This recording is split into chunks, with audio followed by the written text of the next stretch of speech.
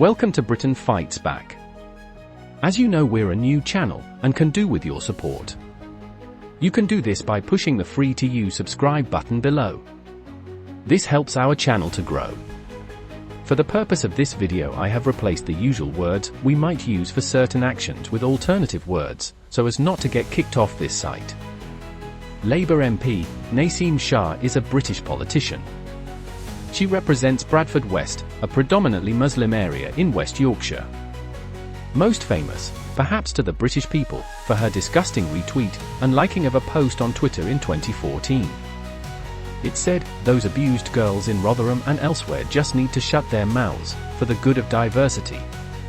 The original post came from a parody account, nevertheless she thought it was funny or maybe true enough to share. So who is this particularly nasty, foul-smelling, Labour member of the British government? If you believe Shah's Wikipedia page, you'll read, Naseem Shah was born on the 13th of November, 1973 in Bradford. Her father left the family when she was 6 years old. They don't mention that he ran off with a 16-year-old neighbour's child, from around the corner. As a very young child, she would run to a neighbour's house begging them to stop her father from beating her mother. At the age of 12, she was sent to Pakistan by her family, to escape her mother's new physically offensive partner, where she had an arranged marriage at the age of 15. In an interview with journalist Felicity McNamara, she explained, "I didn't recognize that I was forced into a marriage, that I was coerced into it through emotional blackmail until in my 30s. To me, it was just the dumb thing. You did that, you got pressure from the family, and you did what they wanted you to do."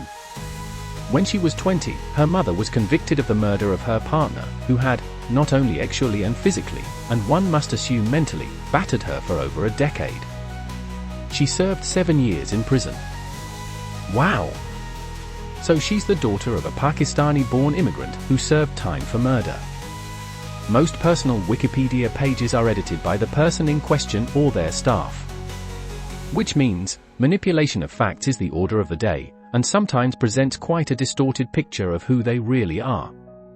So, I thought I'd look deeper into who this woman who thought the sexual exploitation, torture, and mental destruction of British white girls, by prominently Pakistani gangs was funny enough to retweet.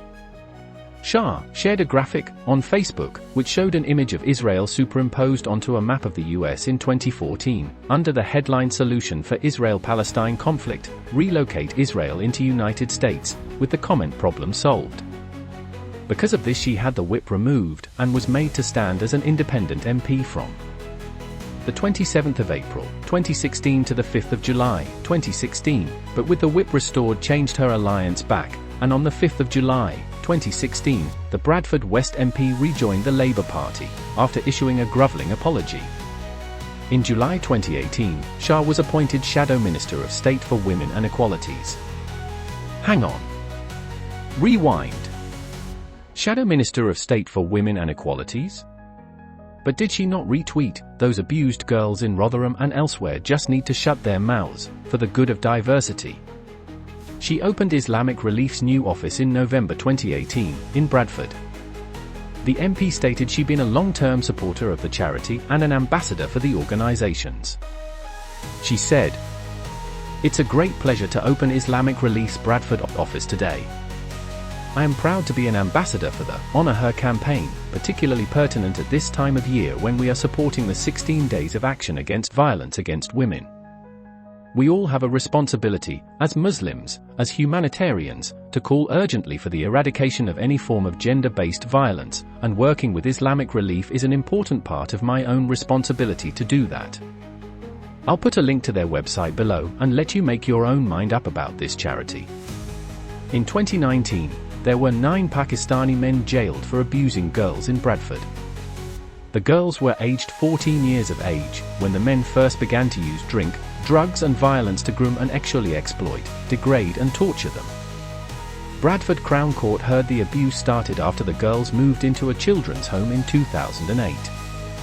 The men received 132 years between them.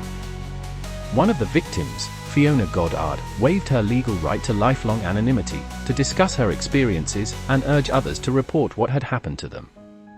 Former Rochdale MP Simon Danchuk claims Labour's Tony Lloyd MP didn't want abuse linked to Muslim community because of adverse electoral impact. So, let's get this right. A British-born Pakistani woman, who had seen her mother beaten to a pulp by her father, was then sent to Pakistan, aged 12 and married off aged 15. Came back to the UK and sees her mother jailed for murder, after poisoning her lover. She tells British white girls to shut their mouths, for the good of diversity, and is rewarded by the Labour Party by being made Shadow Minister of State for Women and Equalities. This is a woman that has experienced pain at the hands of men, Pakistani men. A woman that was forced, as a British citizen, into an illegal marriage. Question: did the husband get anything out of it other than a child bride? Yes, one would suppose leave to remain in Britain and to claim every benefit under the frigging sun.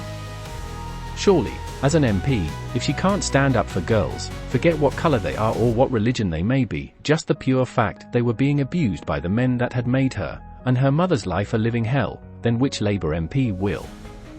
This scandal is now growing as we, the public, join the dots. We learn more about the cover-up by the then Labour government. The then head of the Crime Prosecution Services, Starmer. And the cover-up continues. But Britain will fight back and uncover all guilty parties concerned. Have your say by leaving a comment in the box below. For now, I'll say, stay safe, stay warm, and we'll chat again soon.